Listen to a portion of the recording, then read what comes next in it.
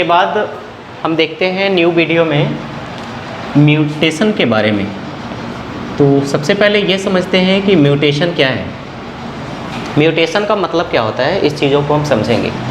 तो म्यूटेशन का मतलब होता है चेंज इन फेनोटाइप और कैरेक्टर ड्यू टू abnormalities और चेंज इन जेनेटिक मेकअप। यानी कि अगर कोई जेनेटिक मेकअप बदलता है, चेंज होता है और उस जेनेटिक मेकअप की वजह से कोई और चेंजिंग आ रहा है, अगर बदलाव आ रहा है, कोई कैरेक्टर बदल जा रहे हैं, तो इसे हम क्या कहते हैं, म्यूटेशन कहते हैं। तो सबसे पहले हम इसका डिफिनीशन देखेंगे।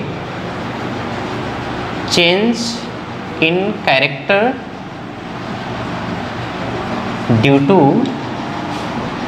चेंज इन जेनेटिक मेकअप, यानी कि जेनेटिक मेकअप में बदलाव होने की वजह से अगर कोई कैरेक्टर बदलते हैं, चेंज होते हैं, तो हम उसे क्या कहते हैं, म्यूटेशन कहते हैं। कैसे होता है इस चीज़ को हम डिटेल से समझेंगे।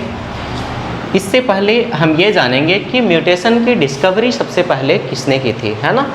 तो ये था discovered by Hugo de Vries, ठीक है। ह्यूगो डी वेरिस ने सबसे पहले म्यूटेशन की खोज की थी, किसमें, इन इवनिंग प्राइम रोज, ठीक है। इवनिंग प्राइम रोज जो प्लांट है उसमें सबसे पहले इन्होंने म्यूटेशन की डिस्कवरी की थी। अब देखिए यहाँ पर जो म्यूटेशन कॉज होता है उसके लिए कुछ ना कुछ फैक्टर रिस्पॉन्सिबल होते हैं, है ना। तो जिस फैक्टर की वजह से म्यूटेशन कॉज होता है उसे हम क्या कहते हैं, उसे कहते हैं म्यूटेजन, है ना। तो factor which are responsible for mutation are called as mutagen, ठीक है। तो जिस फैक्टर की वजह से म्यूटेशन कॉज होता है उसे क्या कहते हैं, म्यूटेजन कहते हैं। अब देखिए हमें ये समझना है कि म्यूटेजन का एग्जाम्पल क्या है जो म्यूटेशन कॉज कर रहा है। ये सारी चीज़ों को हम डिटेल से अभी जानेंगे। तो म्यूटेजन वो फैक्टर है, वो केमिकल है या फिर वो रेडिएशंस है जिसकी वजह से म्यूटेशन कॉज होता है। देखते हैं कि ये किस तरीके का है ना। तो ये जो आप म्यूटेजन देख रहे हैं ये कोई केमिकल हो सकता है, केमिकल हो सकता है ना। जैसे इसके एग्जांपल में ले सकते हैं इथाइल, मीथेन, बेंजोएट, ठीक है। तो ये एक तरह का केमिकल है जिसकी वजह से क्या कॉज हो सकता है, जिसकी वजह से म्यूटेशन कॉज हो सकता है। क्लियर है। इसके अलावा बहुत सारे रेडिएशंस हो सकते हैं, रेडिएशंस जिसकी वजह से म्यूटेशन कॉज होगा। अब ध्यान दीजिए रेडिएशन जो है वो आयोनाइजिंग भी हो सकता है और नॉन आयोनाइजिंग भी हो सकता है ना। तो अगर हम आयोनाइजिंग रेडिएशन की बात करें तो आयोनाइजिंग रेडिएशन में क्या हो सकता है, जैसे alpha rays, beta rays, gamma rays, delta rays, ये सारे जो रेज हैं ये सारे रेज क्या करते हैं, म्यूटेशन कॉज करते हैं, है ना। तो ये आयोनाइजिंग रेडिएशंस भी एक तरह के क्या हुए, म्यूटेजन जो रेडिएशन कॉज कर रहे हैं। नॉन आयोनाइजिंग रेडिएशन, है ना, जैसे हम ले सकते हैं अल्ट्रावायलेट रेज,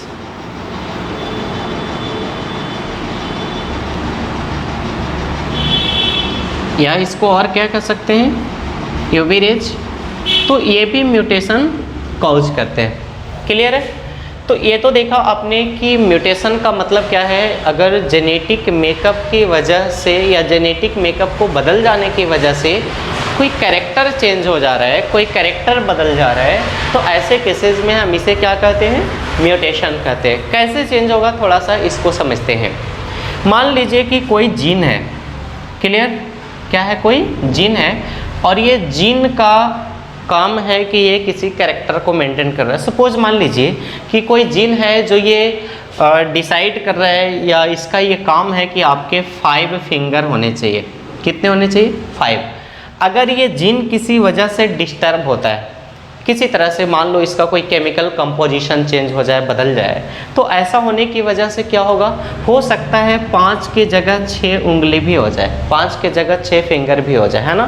तो जीन जो कि किसी कैरेक्टर को डेवलप होने के लिए या उसको मेंटेन करने के लिए रिस्पॉन्सिबल होता है, अगर यह जीन का कोई कंपोजिशन बदल जाए, केमिकल कंपोजिशन बदल जाए, तो इसके स्ट्रक्चर क्या हो जाएंगे, या ये जो जिस कैरेक्टर को ये डेवलप कर रहा है वो कैरेक्टर क्या होगा, चेंज हो जाएगा, बदल जाएगा। और यही चेंजिंग जो है, यही जो बदलाव है ना, इसे हम क्या कहते हैं, म्यूटेशन कहते हैं। तो ऐसा नहीं है कि सिर्फ जीन के कंपोजिशन को बदलने की वजह से ही म्यूटेशन कॉज होते हैं, इसके और भी कारण हैं जिसके बारे में हम समझते हैं। तो इसके बाद हम ये देखेंगे कि म्यूटेशन का टाइप क्या है, ये कितने तरीके का हो सकता है ना।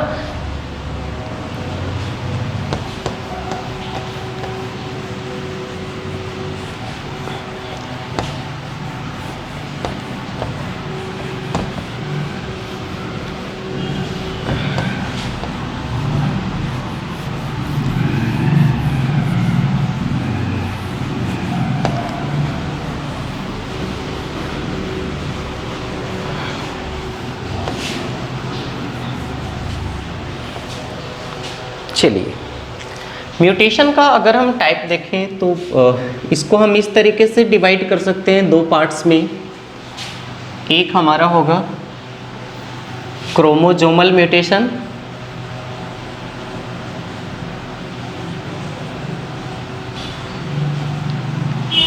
क्लियर, और दूसरा हमारा होगा जीन म्यूटेशन।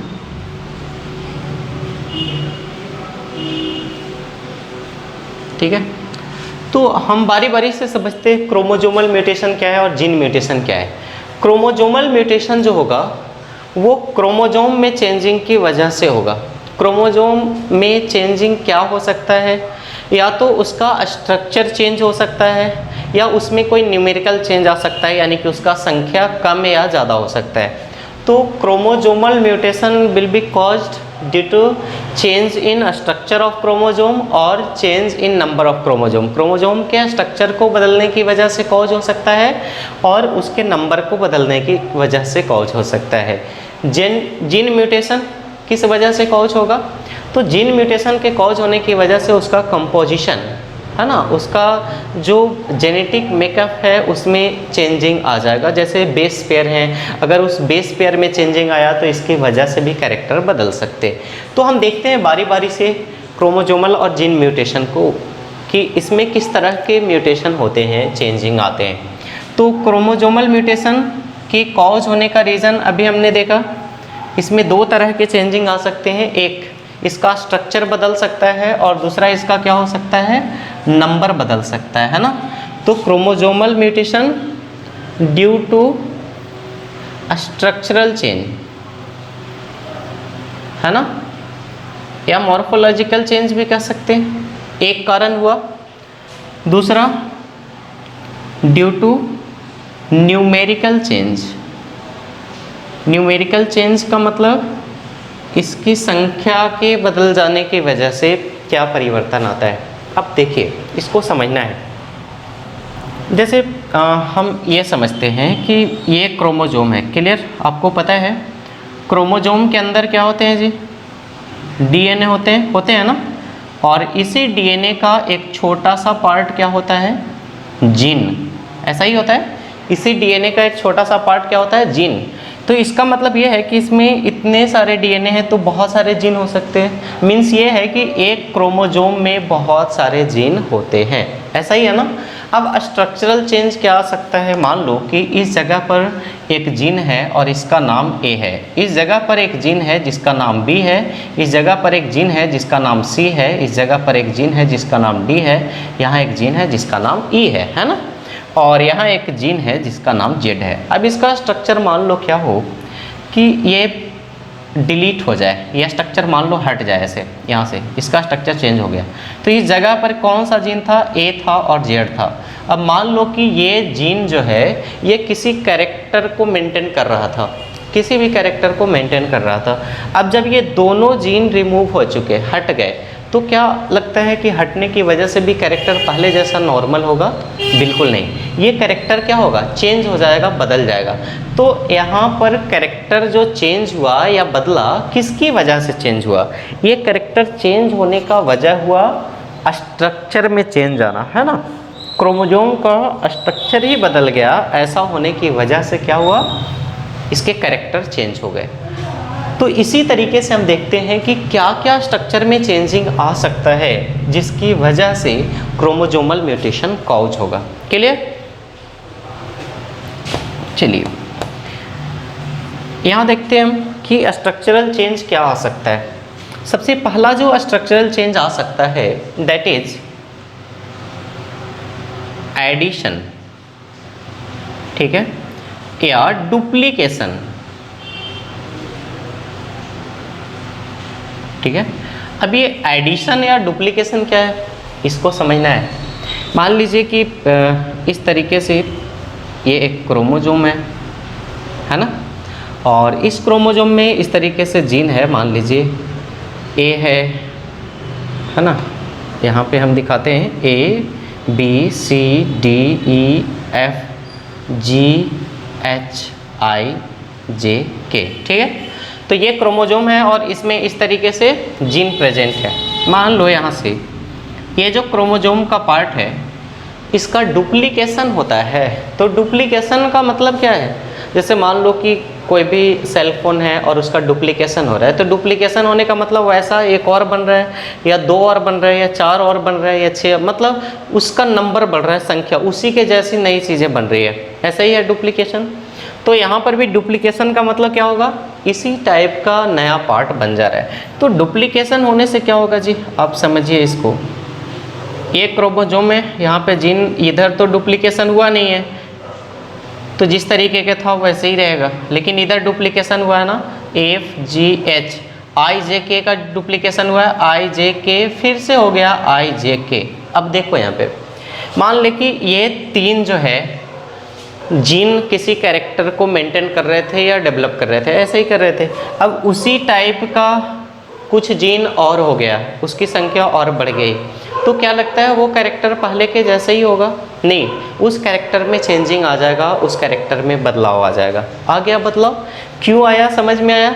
क्योंकि क्रोमोसोम का एक छोटा सा पार्ट जो है उसमें क्या हो रहा है, उसका डुप्लीकेशन हो रहा है, यानी कि उसी के जैसा पार्ट और बन रहा है। तो यहाँ पर इसे हम एडिशन या डुप्लीकेशन दोनों में से कुछ भी कह सकते हैं। क्लियर? पहला देखा आपने। दूसरा क्या होगा जी, दूसरा हो सकता है डिलीशन। क्या हो सकता है? डिलीशन। तो डिलीशन का मतलब क्या होगा? डिलीशन का मतलब इसका कोई पार्ट जो है वो रिमूव हो जाएगा, हट जाएगा अपनी जगह से, है ना। तो कौन सा पार्ट हटेगा, किस तरीके से, और हटने के बाद क्या चेंजिंग आएंगे, ये चीज़ों को समझते हैं। जैसे मान लीजिए ये क्रोमोसोम है, इस तरीके से दिख रहा है, यहाँ पर जीन है इसी तरीके से A B C D E F G H I J K, ठीक है, इस तरीके का जीन है। अगर डिलीशन, मान लीजिए इस पार्ट का डिलीशन हो गया, या बीच में से भी हो सकता है, ऐसी बात नहीं है, इस पार्ट का डिलीशन हो गया, तो जो नया क्रोमोसोम बनेगा वो कैसा होगा, A B C D E F G H. अब आई जे के क्या हुआ है, ये हट चुका है ना, ठीक है। तो कोई पार्ट जो है इसका रिमूव हो जाता है, डिलीट हो जाता है, हट जाता है। ऐसा होने के केसेस में हम इसे क्या कहेंगे, डिलीशन, और ये भी कैरेक्टर को बदलेगा। जैसे ये तीन जीन किसी कैरेक्टर को बदल रहे थे, जैसे मान लीजिए कि हमारा नेल हमेशा बढ़ते रहता है ना, तो इसके कंट्रोलिंग के लिए भी कोई जीन होगा जो इसके बनने के लिए प्रोटीन बना रहा होगा, है ना। अगर वो जीन रिमूव हो जाए, डिलीट हो जाए, हट जाए, तो फिर ऐसे केसेस में क्या होगा, क्या नेल बनते रहेगा? नहीं, बिल्कुल नहीं। तो ये कैरेक्टर जो है वो चेंज हुआ या नहीं हुआ? ऑफ कोर्स हुआ, बदल गया। तो किसी जीन या किसी क्रोमोजोम की वजह से कैरेक्टर को चेंज होना ही कहलाता है म्यूटेशन। और यहाँ पर अगर क्रोमोजोम के कोई स्ट्रक्चर को रिमूव होने की वजह से स्ट्रक्चरल चेंज आ रहा है तो ये कहलाएगा डिलीशन। देख लिया आपने। चलिए, तो ये दो स्ट्रक्चरल चेंज आपने देखा क्रोमोजोम में। हम तीसरा स्ट्रक्चरल चेंज की तरफ बढ़ते हैं और वो क्या है इसको समझने की कोशिश करते हैं। थर्ड जो स्ट्रक्चरल चेंज आ सकता है वो है इन्वर्जन।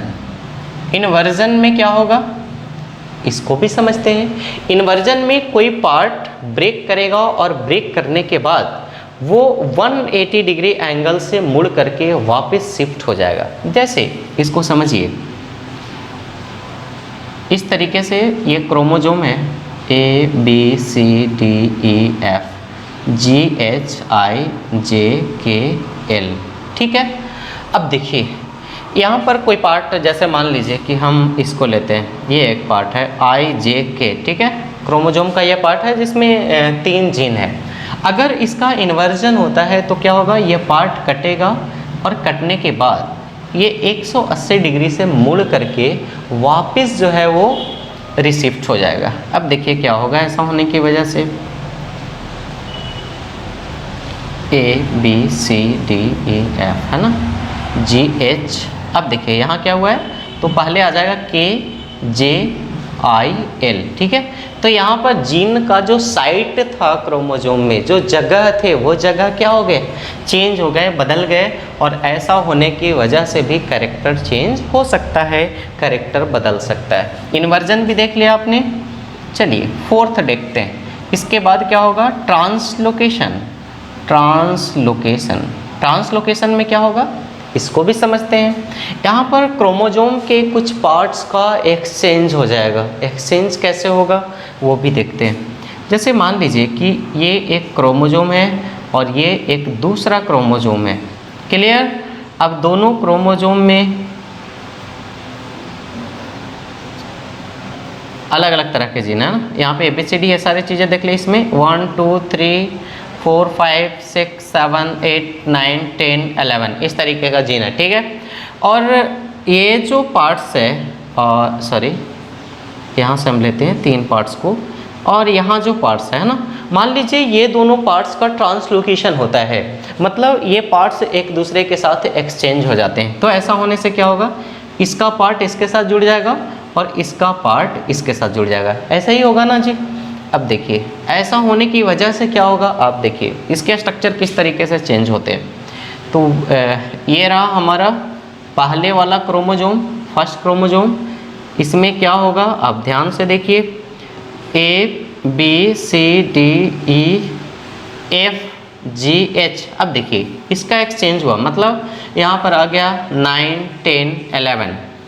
इसके बाद ये हमारा दूसरा वाला क्रोमोजोम है, इसमें भी इसी तरह की चेंजिंग आती है 1 2 3 4 5 6 7 8 और यहाँ आ गया I J K, है ना। तो इस तरीके से क्या हो रहा है, इस तरीके से हो रहा है कि यहाँ पे क्रोमोजोम का जो कुछ पार्ट है वो एक्सचेंज हो जा रहा है। और एक्सचेंज होने की वजह से क्या होगा आपको पता है, जैसे मान लीजिए कि गैमेट के अंदर ये क्रोमोजोम जाने थे और ये क्रोमोजोम चला गया। तो मान लीजिए ये क्रोमोजोम जाने थे लेकिन ऐसा चेंजिंग होने के बाद ये चला गया, तो आपको नहीं लगता कैरेक्टर अब नॉर्मल हो जाएगा? बिल्कुल, कैरेक्टर को ये अब नॉर्मल कर देगा, चेंज कर देगा। तो ये तो देखा आपने क्रोमोजोमल म्यूटेशन, जहाँ पर क्रोमोजोम के स्ट्रक्चर को बदलने की वजह से क्या हो रहा है, कैरेक्टर चेंज हो जा रहे हैं, बदल जा रहे हैं। इसके बाद हम देखते हैं ड्यू टू न्यूमेरिकल चेंज, अगर इसकी संख्या बदल गई तो संख्या बदलने की वजह से कैरेक्टर कैसे चेंज हो सकता है, इसको समझने की कोशिश करते हैं, है ना।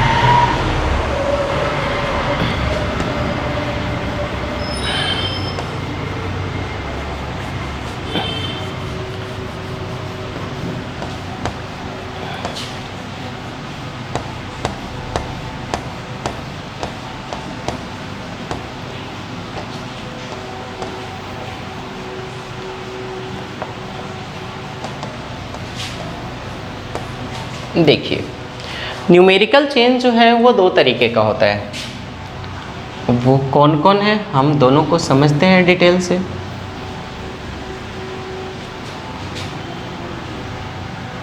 एक जो है वो है यूप्लॉइडी, ठीक है, और दूसरा है अनयूप्लॉइडी।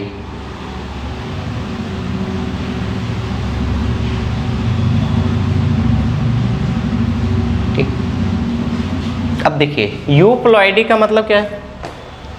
यू का मतलब होता है ट्रू, ट्रू का मतलब सही, ऐसा ही है। और प्लॉइडी जो टर्म यूज करते हैं जैसे हैप्लॉइड, डिप्लॉइड, हम टर्म किस केसेस में यूज करते हैं, क्रोमोजोम के सेट को रिप्रेजेंट करने के लिए करते हैं। जैसे हम पूछें कि गैमेट में क्रोमोजोम की प्लॉइडी क्या है, तो आप क्या बताओगे, हैप्लॉइड है ये है। तो हैप्लॉइड आपने कहा मतलब क्या इंडिकेट किया आपने, आपने ये इंडिकेट किया जो क्रोमोजोम है वो सिंगल सेट के रूप में है, वो पेयर के फॉर्म में नहीं है। देखिए तो U का मतलब ट्रू और प्लॉइडी का मतलब क्रोमोजोम का सेट, मतलब यहाँ पर हम क्रोमोजोम के पूरे सेट में होने वाले चेंजिंग के बारे में बात करेंगे, ठीक है। अनयूप्लॉइडी का मतलब क्या है, अनयूप्लॉइडी इसका मीनिंग बदल गया, मतलब ये पूरी तरह से ट्रू नहीं है, मतलब क्रोमोजोम में इसका नंबर तो बदलेगा लेकिन पूरा सेट नहीं बदलेगा, क्रोमोजोम के पूरे सेट में चेंजिंग नहीं आएंगे, परिवर्तन नहीं आएंगे। क्लियर है। अब देखिए तो यूप्लॉइडी में क्या हो सकता है, चूंकि ये ट्रू प्लॉइडी मतलब क्रोमोजोम का नंबर पूरा ही चेंज होगा, है ना। तो अगर इसमें हो सकता है हैप्लॉइडी या हैप्लॉइड, ठीक है। हैप्लॉइड का मतलब इसमें क्रोमोजोम जो हैं वो हाफ होंगे, मतलब वो पेयर के फॉर्म में नहीं होंगे, है ना। डिप्लॉइड, डिप्लॉइड का मतलब क्रोमोजोम क्या होंगे, पेयर के फॉर्म में होंगे। ट्रिप्लॉइड, ट्रिप्लॉइड या ट्रिप्लॉइडी का मतलब क्रोमोजोम क्या होंगे, 3n के रूप में होंगे, यानी कि क्रोमोजोम का 3 सेट एक साथ रहेगा, है ना, जैसे इंडोस्पर्म में होता है ना 3 सेट एक साथ। इसके बाद अगर इससे ज़्यादा क्रोमोजोम एक साथ आते हैं तो वो हो जाएगा क्या चीज़ हमारा, पॉलीप्लॉइडी, है ना। तो पॉलीप्लॉइडी में क्या हो सकता है, 4n हो सकता है, 5n हो सकता है, 6n हो सकता है, जो भी है। तो यूप्लॉइडी में आपने समझा क्रोमोजोम का पूरा सेट ही चेंज होगा, कोई एक या दो क्रोमोजोम चेंज नहीं होंगे, है ना। अब देखिए इसमें हैप्लॉइड, डिप्लॉइड, डिप्लॉइड मतलब समझ ही रहे हैं, ट्रिप्लॉइड 3 सेट क्रोमोजोम का एक साथ आएगा, पॉलीप्लॉइडी यानी कि इससे ज़्यादा क्रोमोजोम का सेट एक साथ आएगा, है ना। अब अनयूप्लॉइडी में क्या होगा इसको समझिए। अनयूप्लॉइडी में कुछ क्रोमोजोम के नंबर में चेंजिंग आएगा, पूरा सेट नहीं बदलेगा, कुछ क्रोमोजोम, जैसे मान लीजिए कि हमारे बॉडी में कुछ इस तरह के अबनॉर्मलिटीज आते हैं या इस तरह का डिसऑर्डर्स आते हैं जहाँ पर कोई एक क्रोमोजोम का नंबर जो है वो चेंज हो जाता है, बदल जाता है ना। तो वो बदल क्या सकता है क्रोमोजोम का नंबर, या तो क्रोमोजोम का नंबर एक कम हो सकता है, कितना कम, एक कम, या फिर 2 कम हो सकता है, ठीक है। हम यहाँ पर अभी यही समझते हैं, हमारे सिलेबस में और भी हो सकता है। अगर एक क्रोमोजोम का नंबर चेंज हुआ या 2 क्रोमोजोम का नंबर चेंज हुआ, ऐसा हो सकता है, या फिर एक क्रोमोजोम का संख्या क्या हो सकता है, बढ़ सकता है, या 2 क्रोमोजोम का संख्या बढ़ सकता है, हो सकता है ना ऐसा। अब देखिए इसमें क्या होगा, अगर एक क्रोमोजोम का संख्या बढ़ गया, मान लीजिए क्या हुआ, एक क्रोमोजोम का संख्या, इसको इसी तरीके से हम दिखाते हैं, यहाँ पे मान लीजिए -1, यानी कि एक क्रोमोजोम का संख्या क्या हो गया, कम हो गया, और यहाँ पर क्या हुआ -2, यानी कि 2 क्रोमोजोम का संख्या कम हो गया। अगर एक क्रोमोजोम का संख्या कम हुआ तो हम इसे क्या कहेंगे, इसको कहेंगे मोनोसोमी, ठीक है। क्या कहेंगे, मोनोसोमी, मतलब इसमें क्या हो रहा है, एक क्रोमोजोम का संख्या कम हो रहा है ना। इसमें अगर 2 क्रोमोजोम का संख्या तो नैलिसोमी, इसमें क्या होगा, 2 क्रोमोजोम का संख्या कम जाएगा। अब देखिए यहाँ पर अगर एक क्रोमोजोम का संख्या बढ़ गया, क्या हुआ, एक क्रोमोजोम का संख्या बढ़ गया, तो इसे क्या कहेंगे, ट्राइसोमी, क्या कहेंगे? ट्राइसोमी। और अगर 2 का बढ़ गया तो तब इसे कहेंगे टेट्रासोमी, है ना। जैसे हम कुछ का एग्जाम्पल आपको समझाने की कोशिश करते हैं, ठीक है। जैसे मान लीजिए ये हमारा क्रोमोजोम है, ठीक, ये फर्स्ट पेयर है, कौन सा है? फर्स्ट। इसी तरीके से हमारा क्रोमोजोम है और ये कौन सा पेयर है? सेकेंड। तो ऐसे करते करते हमारा कितना पेयर तक होगा हमारे केसेज में या ह्यूमन बीइंग के केसेज में? 23rd पेयर तक होगा, बिल्कुल ऑफ कोर्स होगा। तो 23rd पेयर से पहले अगर हम देखें, मान लीजिए कि ये 21st पेयर है, 21वां पेयर, ठीक है। कौन सा है जी? 21st पेयर है, ठीक है ना। 21वां पेयर क्रोमोजोम है और इसमें एक क्रोमोजोम बढ़ जाए, जिसे 21वां पेयर में होना कितना चाहिए था? 2 होना चाहिए था, लेकिन एक क्रोमोजोम क्या हो जाए? अधिक हो जाए, बढ़ जाए। तो ऐसा होने से क्या हुआ? पूरा क्रोमोजोम का प्लॉइडी चेंज नहीं हुआ। ऐसा नहीं है कि 23 पेयर था, एक पेयर और सॉरी हाँ 23 पेयर था, एक पेयर और हो गया, यानी कि 3n हो गया। ऐसा नहीं हो रहा है, सिर्फ एक पेयर के जगह पर एक क्रोमोजोम एक्स्ट्रा हो जा रहा है, बढ़ रहा है। तो आप बताओ कि एक क्रोमोजोम अगर एक्स्ट्रा हो रहा है तो ये किसका एग्जाम्पल होगा? ट्राइसोमी का एग्जाम्पल होगा। किसका एग्जाम्पल होगा? ये ट्राइसोमी का। लेकिन ये 21वां क्रोमोजोम में एक सिर्फ बढ़ने की वजह से क्या होगा आपको पता है? ऐसा होने की वजह से हमारे बॉडी के बहुत सारे कैरेक्टर चेंज हो जाएंगे। और जब बहुत सारे कैरेक्टर चेंज होते हैं तब हम उसे डिजीज नहीं कहते हैं, उसे सिंड्रोम कहा जाता है। क्या कहा जाता है उसको? सिंड्रोम। तो ऐसा होने की वजह से क्या होता है जी? ऐसा होने की वजह से डाउन सिंड्रोम कॉज हो जाता है, ठीक है। क्या हो जाता है? Down syndrome. और डाउन सिंड्रोम क्या है आपको मालूम है? डाउन सिंड्रोम होने की वजह से व्यक्ति का हाइट ही नहीं बढ़ेगा। पहली चीज़ें शॉर्ट हाइट होगा, दूसरी चीज़ें कॉन्जेनाइटल हार्ट डिजीजेज, बचपन से ही इसको हार्ट डिजीज होगा। 2 केसेज आपने देख लिया। लार्ज हेड, हेड जो होगा वो क्या होगा? बड़ा होगा। फ्लैट फोरहेड, फोरहेड जो है वो फ्लैट होगा। फिंगर भी जो है वो बहुत छोटे होंगे। फ्यूरोड टंग, जीभ भी जो होगा वो फ्यूरोड होगा। तो मेंटल डिसऑर्डर, दिमागी तौर पे भी वो कमज़ोर होगा। तो सिर्फ एक क्रोमोजोम में चेंजिंग आने की वजह से इतने सारे कैरेक्टर क्या हो जा रहे हैं? चेंज हो जा रहे हैं, बदल जा रहे हैं। तो ये किसका एग्जाम्पल हुआ? ट्राइसोमी का। तो आपसे एग्जाम में पूछे कि ट्राइसोमी का कोई एग्जाम्पल बताएं तो आप बता सकते हैं डाउन सिंड्रोम। क्यों होता है ऐसा? क्योंकि 21st पेयर जो क्रोमोजोम है उसमें एक एडिशनल कॉपी बन जाता है, एक एक्स्ट्रा बन जाता है ना। और एक एग्जाम्पल समझते हैं। अगर यही 24 में कोई चेंजिंग नहीं आए, मान लो कोई चेंजिंग नहीं आया है ना, 21st के बाद 22nd भी होगा, 23rd भी होगा, क्लियर। तो मान लो कि ये कैसा है? 23rd है और ये एक फीमेल है। क्या है? एक फीमेल। अब देखिए यहाँ पर मान लीजिए ये 23rd में 23rd पेयर क्रोमोजोम में 20 पेयर ना हो करके एक क्रोमोजोम कम हो जाए। समझिएगा, 1 पेयर ना हो करके एक क्रोमोजोम क्या हो जाए? कम हो जाए। यानी कि 23rd जो लास्ट क्रोमोजोम क्या था? X और X। अब कम होगा तो क्या होगा? एक ही X रहेगा, ऐसा ही है। X 0 हो जाएगा, एक X क्या होगा? कम जाएगा।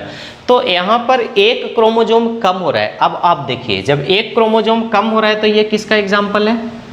मोनोसोमी का एग्जाम्पल है, ठीक है। और ऐसे केसेस में हम इसे क्या कहते हैं? इसे कहते हैं टर्नर सिंड्रोम।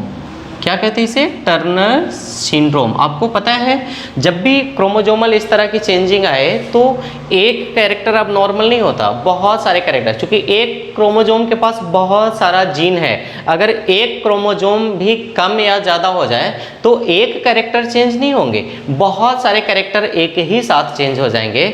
और इसे क्या कहते हैं? बहुत सारे कैरेक्टर को चेंज होना डिजीज नहीं कहते, इसे सिंड्रोम कहते हैं। तो यहाँ पर क्या कॉज होगा? Turner syndrome. अब देखिए टर्नर सिंड्रोम होने की वजह से क्या होगा? बहुत सारे कैरेक्टर चेंज हो जाएंगे। जैसे वो फीमेल के फॉर्म में तो डेवलप होगी, लेकिन secondary sexual character proper develop नहीं हो पाएंगे, उसका ओवरी प्रॉपर डेवलप नहीं हो पाएगा। और ऐसा होने से अगर ओवरी डेवलप नहीं हुआ तो ओवम नहीं बनेगा, ओवम नहीं बनेगा तो वो फीमेल जो है वो प्रेग्नेंट नहीं हो पाएगी, बेबी प्रोड्यूस नहीं कर पाएगी। तो इस तरह के abnormalities आते हैं। तो इस तरीके से आपने देखा कि म्यूटेशन क्या है। अब देखिए इसके बाद जो है हम जीन म्यूटेशन के बारे में थोड़ा सा समझते हैं, ठीक है।